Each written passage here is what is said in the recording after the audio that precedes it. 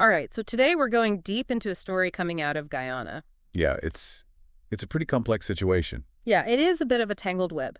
We've got President Irfan Ali, we've got this family, the Mohammed Zarudin and Nizar Mohammed, and then we've got the Guyana Revenue Authority, the GRA, all kind of caught up in this whole thing. Yeah, so are you going to tell everybody what we're looking at? Yeah, so our main source for this deep dive is this article from News Source Guyana. It came out April 7th, 2025. Okay. And the goal here, I think, for us and for you listening is to really try to figure out what's going on here, right? Because there's a lot of different perspectives, a lot of accusations flying around. Oh, yeah, there's political stuff, there's Yeah. financial stuff, international sanctions. Exactly. We want to cut through all that noise and trying to get to the heart of the matter. I think the core tension here, right, is that you have the Mohammed family claiming they're being unfairly targeted Right. because of political reasons, and you have President Ali saying, no, no, no, this is just the GRA doing its job, upholding the rule of law. So where do we even start with this? Well, I think the best place to start is with what actually happened, right? What did the GRA do? Right, let's get into the specifics. So the GRA is trying to seize these luxury vehicles imported by the Mohammed family like 4 years ago. Wow. And on top of that, they're demanding over $900 million in additional taxes. Yeah, I mean, that's a huge amount of money. And the reason they're giving for all of this is because of a post-audit and because they've been working with international tax agencies. Okay, so a post-audit, what is that? So essentially, it means that they're looking back at the Mohammed family's tax filings from years ago, after everything was already imported and cleared. So, like, they're saying they think something fishy might have happened. Exactly. They're looking for discrepancies, undervaluations, anything that might suggest that the Mohammeds didn't pay the right amount of taxes in the first place. And what about this working with international tax agencies? What does that tell us? Well, it could mean that the GRA is getting information or intelligence from other countries, maybe as part of a bigger investigation. So maybe there are some red flags that have come up somewhere else. Right, exactly. And President Ali, he's very clear that this is all the GRA is doing, not the government's polls. He says they're just upholding the law. Well, that's what he's saying.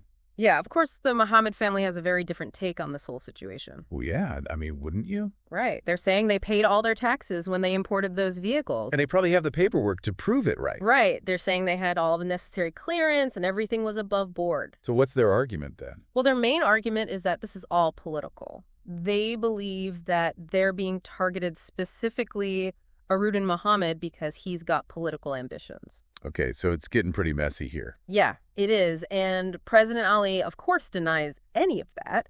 He says the Mohammeds have every right to challenge the GRA in court. Which makes sense. That's how the legal system works. Exactly. And he even brought up his own party, the People's Progressive Party, the PPP, saying they've never been known to deny citizens their rights. Yeah, and he made it very clear that the PTP will defend its reputation if it feels like it's being unfairly attacked. But, if the Mohammeds did pay their taxes and Right. everything was cleared, why would the GRA even come back after 4 years? That is a great question, and it's not entirely clear from the information we have. Right. I mean, is that normal? Is a post-audit like that a common thing? Well, it's possible that something new came up, right? Right. Maybe some new intelligence or some inconsistencies in their financial records. Or maybe those international tax agencies had some information that triggered this whole thing. Yeah, exactly. So there's a lot we still don't know, but there's another piece of this puzzle that we need to consider. Okay, tell me more. Well, in 2024, the Mohammed family was hit with sanctions by the U.S. Uh-oh. Yeah, and the reasons for those sanctions were pretty serious. They were accused of underdeclaring gold exports, money laundering, tax evasion, all sorts of things. Wow, so they've been on the radar for a while then. It seems that way, and of course the Mohammeds have denied all of those accusations as well. But for you listening, this is where it gets really interesting. This isn't just a simple tax dispute.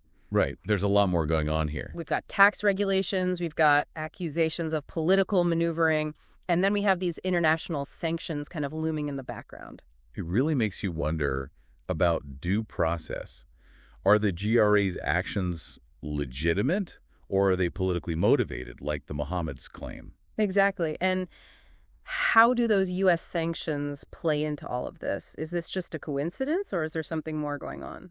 Yeah, those sanctions definitely add another layer of complexity here. Right, because even though they don't directly dictate what the GRA does, they create this environment of increased scrutiny around the Mohammed family's finances. I mean, the timing of this post-audit is pretty suspicious. Exactly. It makes you wonder if there's a connection there, and this whole situation really highlights how interconnected national and international financial regulations can be. What happens in one country can definitely have consequences in another. So what's the takeaway for our listeners? Well, I think the biggest thing to remember is that this case really highlights the tension between a government's duty to enforce its laws and the right of individuals and businesses to be treated fairly. Especially when you have these accusations of political bias flying around. Yeah, exactly. It really muddies the waters. And I think this raises another important question for you to consider.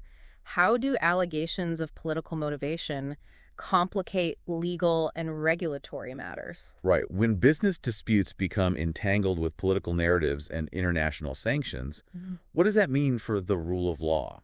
And what does it mean for public trust in a country's institutions? That's something to think about. Definitely a lot to unpack here, and it'll be interesting to see how this all plays out. Agreed. Thanks for taking this deep dive with me. Absolutely. Thanks for listening.